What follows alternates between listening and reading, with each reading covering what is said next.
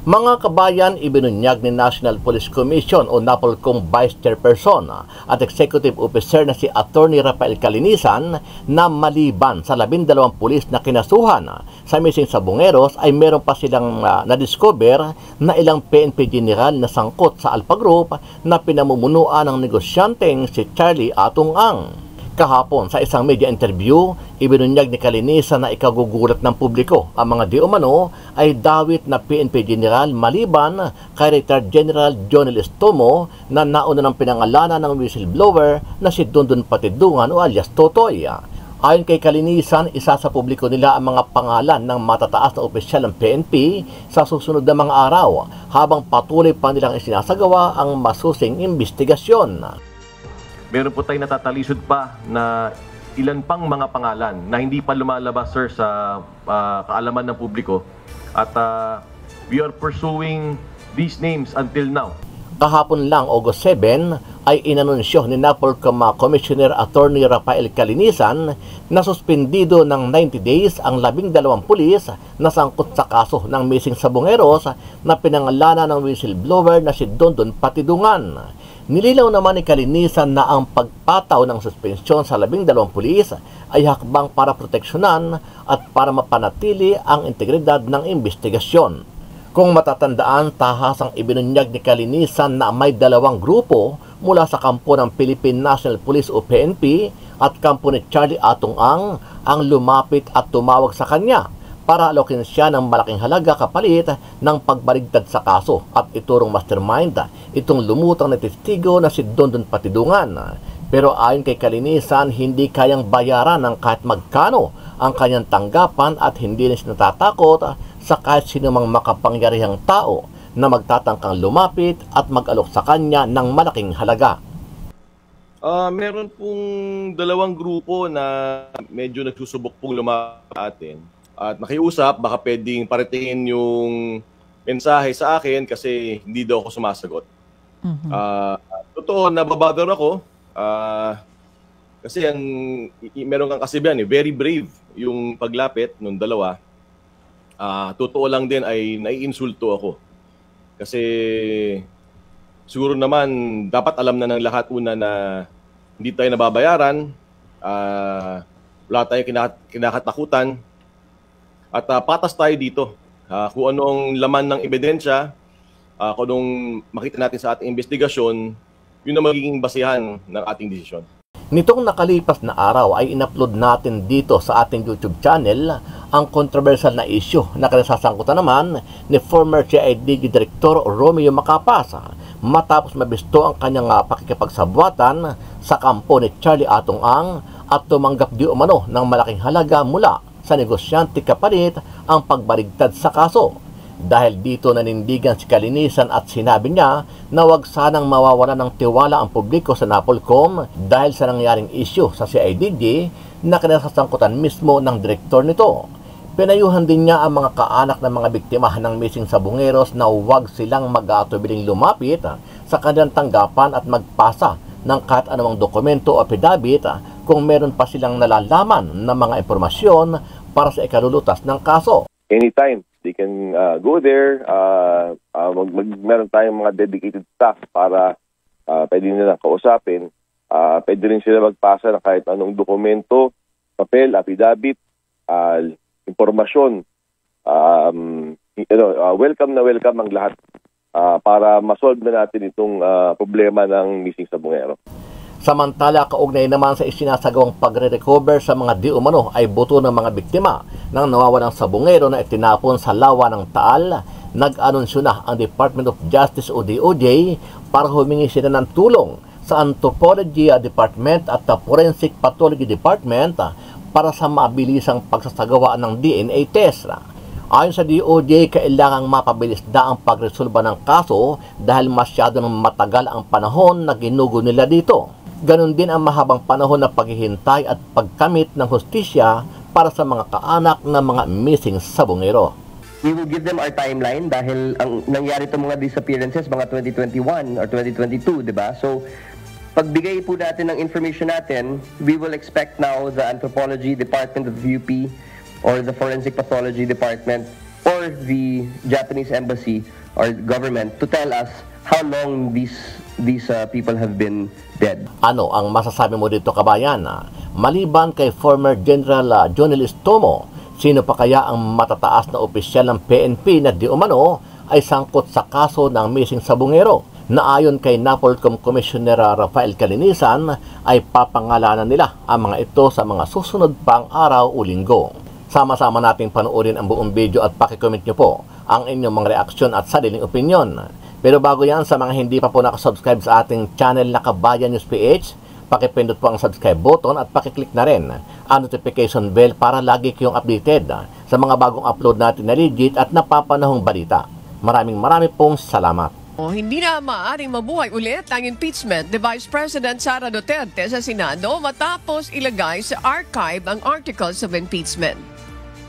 Ito ang ipinahayag ni Presidential Sister Senator Amy Marcos. Pero dahil na-archive lang ang articles of impeachment, maaari pa rin naman anya itong hugutin kung mababaliktad ang desisyon ng Supreme Court. Gayunpaman, duda si Senator Amy na muling pagbobotohan sa Senado na buhayin muli ang impeachment. Nitong Miyerkules, 19 sa 24 na mga senador ang pumabor na ilagay sa archive ang articles of impeachment laban kay BP Sara. Hindi ko alam. Dahil ako hindi ako naniniwala mangyayari yun eh. Kasi sinasabi nga, antayin yung 3 TRO, yung 3 MR, tapos yung TRO. Alagay ko. Malabo na yun. Malabo na yun. Magti-TRO ba naman? Temporary relief pa ba naman ng sabi na nga eh. Wala namang hindi maliwanag sa pagkasabi na talagang immediately, di ba? Immediately executory. Ano pang itatanong doon? Naninindigan naman si House Speaker Martin Romualdez na hindi nila minadali ang paghahain ng impeachment case laban kay Vice President Sara Duterte. Ang maituturing anyang minadali ay ang paglilibing. Sa reklamo, matapos ilagay ng Senado sa archive ang mga reklamo laban sa ikalawang Pangulo. Dumipensa rin ito sa akusasyong political maneuvering ang pagsasampa ng impeachment laban sa pangalawang Pangulo at iginiit na ang issue ay tungkol sa pananagutan na nakabatay sa katotohanan at sinumpaang salaysay. Ganito rin ang pananaw ng ilang House members. Anila, nakababahala ang aksyon ng Senado na tila pagsasantabi sa pagkamit ng pananagutan. Very much concerned talaga. Disconcerting at hindi na naman nga po ako nakatulog. Ang hindi po namin maintindihan kung bakit pinilit nilang may archive. Ang dating kasi dyan is that instead of upholding accountability, truth and accountability, na hindi pa nga tapos ang proseso, ay pinapatay na kaagad nila. Yung taong bayan at yung taong bayan po ay natili pong nagtatanong. At tinatanong po ng taong bayan kung nasaan po napunta yung mahigit kalahating bilyong piso na nawawala po. Tinatanong rin po ng taong bayan kung nasaan at kung sino si Mary Grace Piatos. Ano po ba ang iniiwasan at pinoprotektahan nila?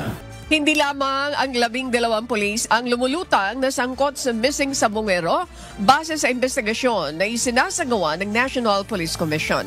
Ayon kay NAPOLCOM Vice Chairperson at Executive Officer Attorney Rafael Calinisan, mayroon pa silang natutukoy ng mga general na sangkot sa na siyang isa sa ilalim naman sa ikalawang yugto ng kanilang investigasyon. Muling tiniyak ng NAPOLCOM na wala silang pagtatakpan kahit pasino ang madiskubring sangkot sa pagdukot at pagpatay sa mga nawawalang sabungero. Meron po tayong natatalisod pa na ilan pang mga pangalan na hindi pa lumalabas, sir, sa kaalaman ng publiko. At we are pursuing these names until now. Last 2 days, may mga na-recover ulit na mga panibago pong mga possible human remains at again, it will be subjected doon sa test to determine whether or not itong mga kuha lately for the last 2 days na mga buto ay galing po sa tao na ito at ganun din ang gagawin nating proseso ay i-cross-match sila doon sa mga kaanak na mga missing sabungero na nagbigay ng kanilang DNA profile. Hihingi na ng tulong ang Department of Justice sa University University of the Philippines para sa DNA testing ng mga nakuhang buto sa Taal Lake. Partikular na rito ang Anthropology Department at Forensic Pathology Department ng Universidad.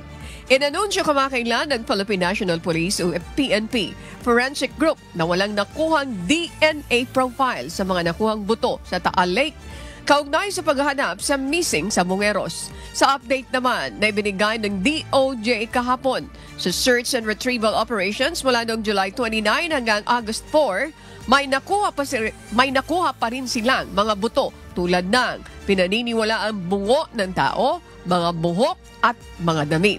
Umaasa rin ang DOJ na magkakaroon ng DNA profile sa mga nakuhang buto. We will give them our timeline dahil ang nangyari itong mga disappearances mga 2021 or 2022, di ba? So, pagbigay po natin ng information natin, we will expect now the Anthropology Department of the UP or the Forensic Pathology Department or the Japanese Embassy or government to tell us how long these people have been dead.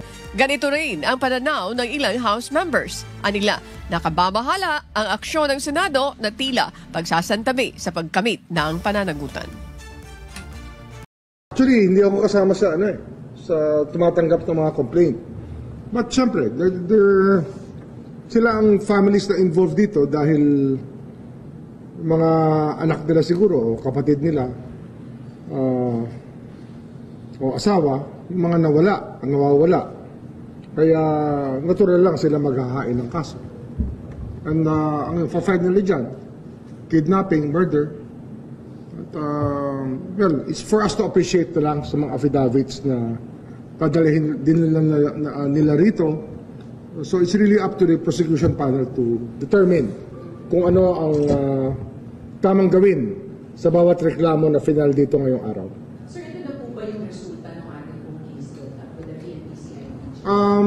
This is part of it kasi ongoing naman yung ibang efforts natin whole of government naman yung approach natin at tumingi tayo ng tulong sa iba't ibang branches ng government. Meron pa naka-standby to help. Kaya lang syempre ang nakasala ngayon talaga na very busy, which we appreciate talaga. Nagpapasalamat kami sa Coast Guard kasi malaking bagay na they do the technical dives. Kasi napakahirap na gawain yan. It's not easy to be doing what they're doing. Diving in fresh water na ganun kalalim. Well, meron namang witness who testifies to the fact that that person was involved in the commission of these crimes as the mastermind and as the head of a criminal organization. So, basically, we take it from that. The witness has already given us a lot of information about, nabigyan niya tayo ng impormasyon tungkol sa mga pangyayari at kung paano ginagawa ang nangyari at kung sino-sino ang mga naroon na may sala sa mga krimen na naganap laban sa bungerong nawawala. At mahalaga dito ay magkaroon ito ng paglilitis pagdating ng panahon para naman magkaroon ng katahimikan ng lahat, ang isipin natin lahat mga Pilipino. Kasi nga, kung hindi natin aalamin, hindi natin gagawin ang dapat gawin dito, ano na lang tayo? Tayo ba'y alipin na lang ng pera? At tayo ba'y, ang buhay ba natin ay nakasalalay lang sa may pera? Kung sino mamimili, kung sino mabubuhay, sino mamamatay? Hindi naman tayo dapat ganun. Kaya nga, as a responsible society, our legal system will not allow this kind of involvement of people in such a heinous crime. I cannot overemphasize how important this bridge would have been and the decades during which the people of the Solid North awaited its completion. It's an essential, concrete manifestation of the unity of the Northern peoples, Rangtay to Cordillera, a pivotal link between Region 2 and the Cordillera Administrative Region. Hindi siya pangkaraniwang tulay na kumbaga dalawang bayan, dalawang lungsod, dalawang probinsya. Ito ay talagang binubuo ang dalawang rehiyon. Napakahalaga, dalawang rehiyon na kung tutuusin ay ilan sa pinakamahalagang agricultural producer ng ating bansa. Number 1 ang Isabela sa corn at parating nasa itaas sa bigas. Ganon din ang Cordillera kung saan nagmumula lahat ng gulay. Kaya itong tulay na ito napaka-importante hindi lamang para sa Solid North, ika nga, kundi para sa buong Pilipinas, sa buong Luzon na umaasa ng pagkain mula sa Region 2 at sa Cordillera. Nung bumagsak ito, noong February 27, 5 buwan nang nakalipas, inatupag namin lahat ng record, lahat ng investigasyon para alamin kung sino talaga at ano talaga ang dahilan kung bakit. Ngayon, nagtataka kami kasi maraming pangalan na lumilitaw na pagkataas-taas na pwesto, kulang lang sa sekretary. Andito yung mga USEC, andito pa yung ASEC. Bakit sa report na unang binigay sa amin, ang tanging lumalabas lamang ay mga pangalan ng mga retired? Gilbert Reyes, retired. Adriano Doroy, retired. Raul Asis, USEC, retired. Bakit puro retired itong lumalabas? Ba't hindi lumalabas yung mga pangalan? Bakit ganon? May iba-iba bang report or iisa comprehensive final report? May Navarro, Abiki, Ocampo. Wala naman dito yung mga pangalan na tinutukoy ninyo. Parang low-level employees lang to. Higit sa lahat, wala na sa department. Bakit ganon? Aling report dito? Maraming salamat sa iyong katanungan, Mr. President. I can only surmise, Mr. President, na talagang baka meron ho silang kino-cover up, meron ho silang tinatakpan ng mga opisyales ng DPWH. Kaya yung mga nabanggit niyong mga pangalan, lahat po yung mga pangalan niyan ay mga retirado na sa DPWH. Yung mga nabanggit ko pong pangalan ay active pa rin na nagtatrabaho at nanunungkulan bilang ASEC, bilang USEC ng DPWH. That's why I can only surmise na talagang meron ho silang na tinatago o kino-cover up o meron bang whitewash tayong napapansin? May whitewash ba tayong napapansin? May cover up ba? 5 buwan na ang nakalipas mula nung bumagsak ang tulay noong Pebrero. 5 buwan na. At walang mabigay na comprehensive na report. Tuwing manghihingi kami ng report, iba na naman ang lalabas. Tapos, yung maliliit na tao, tulad ng truck driver, ang tanging sinisisi, pagkatapos yung mga kung sino-sinong direktor lamang ang pinupunteriya. Sino ba itong mga direktor na to? Na tulad nga ng sinabi ninyo, retirado, yung iba na transfer pa sa DHSUD, tapos kung saan-saan na. Abay, ba't ganon? Samantalang yung nabanggit ninyo, halimbawa si ASEC Canlas, hindi ba na-promote pa yan sa USEC? Ba't nagkaganon? Well, hindi ko po masasagot yan at siguro dapat tanungin yan ay namumuno ng DPWH pagdating ng committee hearing kung sakasakaling i-refer to sa appropriate committee, siguro kailangan natin tanungin kung bakit nangyari ito na nagiging involved sila dito sa pagbagsak ng pag-approve ng gawain ng tulay at bakit pa sila na-promote ng secretary ng DPWH. I don't know if this is a presidential appointee. I do not have any idea. Pero kung secretary level lang yan, siguro pwede natin tanungin. Ang balita ko, may isang USEC Bernardo na tinanggal sa pwesto. Kasama ba siya dito sa Cabagan Bridge? Sa pagkakalam ko po, hindi po siya kasama dito sa Cabagan Santa Maria Bridge. Dahil hindi naman po lumitaw sa aming pag-imbestiga. Parang yung timing siya yung pinarusahan.